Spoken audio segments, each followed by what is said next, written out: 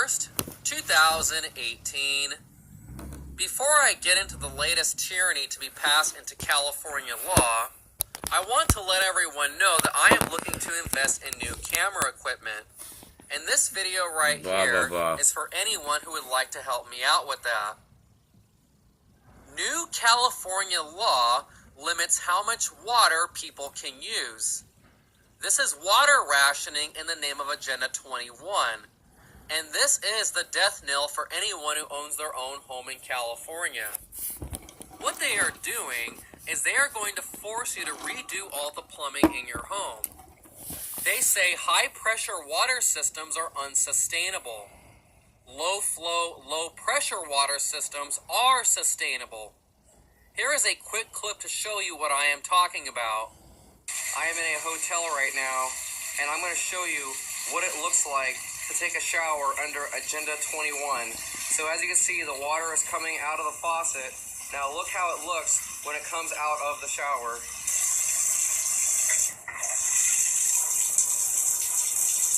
Trust me, it gets a little bit more into information, so just bear with me.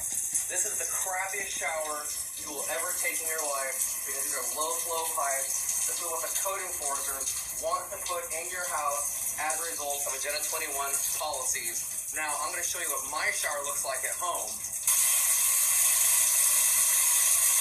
See how nice this is? In the eyes of those who push climate change and Agenda 21, I am a total sinner for having a shower that puts out this much water pressure. So that first clip you saw is what the state wants in every home. Water that barely comes out of the faucet and toilets that don't flush. They are then going to regulate you so that you can only use 55 gallons per day per person. Now I want you to think long and hard about what I am about to tell you. I have been saying this for years. California does not have a water problem. And that is illustrated by the fact that the very people who passed this law are the same people who advocate for open borders and want the entire third world to come into California. There's not enough water for you, the citizen, but there is plenty of water to go around for those who aren't here yet. This has nothing to do with not having enough water. This is about control and another reason for the government to come after you.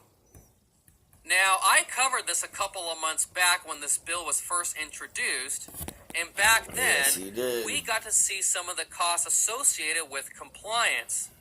Now, in the newer article, the one that I showed in the beginning of this, and I'm going to present on in a little bit, they don't say anything about this because it's mainstream media, and they don't want you to realize how bad this actually is because they want to make sure you continue voting for those Democrats who passed this.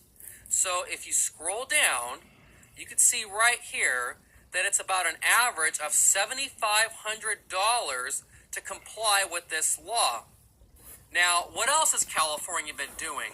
They want you to put solar panels on your roof. They want you to change out your windows. They want you to put in new Energy Star refrigerators. They want you putting in new light bulbs. They want you retrofitting your entire plumbing system in your home.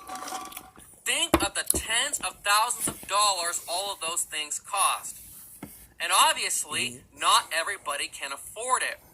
Now, this law is about doing two things. Number one, it is not about saving water or conserving water. The first thing they want to do is they want to make it too expensive for you to live in your home. They want you off your property. They don't want you living in a single-family home. They say it's not sustainable. Single-family homes are not sustainable because they have too large of a carbon footprint. They take up too much resources. Single-family homes have yards. That means it has to be watered. Sometimes they have pools. To live in a single-family home in the suburbs, you probably need to have one or two cars. They don't want you having cars. Single-family homes usually have air conditioning. That takes a lot of energy. So what they want to do is they want to price you out of your own home via these Agenda 21 policies. And then the actual 55-gallon mandate, it's not for the home you're living in right now, it's for the home you're going to be living in. The high-density, stack-and-pack, quote-unquote, luxury apartment. These are what are called smart buildings. They have smart meters on them. They have smart water meters on them. They have smart gas meters on them. Every room has Wi-Fi. And that smart water meter, it's going to make sure that you never use more than 55 gallons per day. That's how they are going to enforce this. They're not really going to enforce it in your single family home. They're going to have you pay for these new systems, and when you can't afford them, you'll be off your property. This is for when you are in your next home in the smart building, high-density stack and pack, where you will be regulated, and that meter will know exactly when to turn that water off. And so here's the mainstream media article about the passage of this law. There will soon be more focus on flushes and scrutiny over showers with a new law signed in by the governor. California is now the first state in the nation to enact tough new water efficiency standards. The controversial rules limit how many gallons a person can use inside their home per day. So we have the state legislating what we can and cannot do inside the privacy of our own homes. That is the essence of a tyrannical government. So if you scroll down and you go to the top here, it says, so that everyone in California is at least integrating efficiency into our preparations for climate change. So this is all being done in the name of climate change and global warming. We are told there's not enough water, but then here that we have to allow every person in the world to come up here to use our water. Let's not forget that Arizona and Nevada are deserts, and they're not doing this. But California is, and there's water everywhere in this state. So what are the new rules? In 2022, the new indoor water standard will be 55 gallons per person per day. By 2030, it will fall to 50 gallons. And just how many gallons do household chores take? An 8-minute shower uses about 17 gallons of water. A load of laundry up to 40. Now I want you to think about this. Look at the future that is being planned for California, the not too distant future. They are setting it up so that you can't do laundry or take a shower in the same day. On days when you need to wash clothes, you'll have to make a choice as to whether or not you want to take a shower or wash clothes that day. Because if these are your averages, this is 57 gallons of water, which means you are in violation. Not to mention everything else you have to do during the day that takes water. So what they are doing is they are setting up third world living, where you have to make a choice on things that we take for granted on a daily basis. If this is going on and you are still living in your own home, basically what they are telling you is they want you to wash your clothes in a tub of water out in your front yard and then dry your clothes outside on the clothespins. Because we're not in the 21st century where we can use technology to do those things. They want you living as if you just came here from Mexico or Central America or somewhere else in the Middle East. They don't want you to live as if you're living in the wealthiest state in the wealthiest nation in the world. And so scrolling down, it says that agencies believe that educating residents is the key. In other words, brainwashing. Water districts who don't comply face fines up to $10,000 a day. The ultimate goal is to make conservation a way of life in California. Outdoor water use is also covered by the new laws. So the state of California has just passed yet another law forcing us to reduce our standard of living. But hey, we have nothing to worry about because millions of people who live in California are about to re-elect all the Democrats who are forcing these policies down our throats.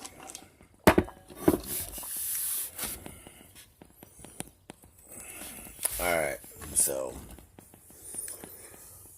last week, I just got a letter delivered to my house telling us that recycle isn't going to be quite recycle anymore. They want you to literally empty out your plastic bag. So, you think recycled plastic, yeah. So, they don't want you throwing your recyclables in a plastic bag into the recycle bin. They want us to literally empty it out of the bag. Any food that has touched anything is not recyclable. And who doesn't get fast food? A lot of us try not to really throw food in with it or whatever. I'm sure plenty of people do, whatever. But, so, no styrofoam and no food, paper, anything from, food. And I'm going to pull out the document and freaking do an actual good video on it and document it tomorrow. But right now I'm just kind of like, blah. No, but seriously, so, think about a lot of people when you're having busy days, busy weeks, this, that, or the other thing, you get food, so you can't throw your pizza box. You can't rinse off the pizza box. You can't get it's not even that they want it rinsed off. If food's touched it, this, that, it's insane. And here comes the kicker. They're going to have people that are going to come around and look in our trash. And, they're not even starting with the trash. Of course, they always start things off slow. It's a recycle.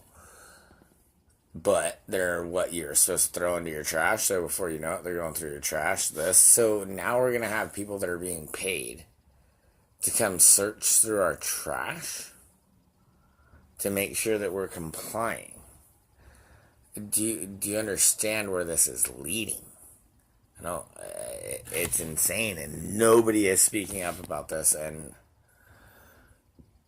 I just can't believe this. To me, it is complete insanity, and I will do a full report and video on it tomorrow, but, all these things, the more they push, the more that we let them take away, it's happening right in front of our eyes, and we still can't really get people to wake up. Well, if you're still listening to me, you are the true resistance, and I love you all. Never stop fighting the good fight.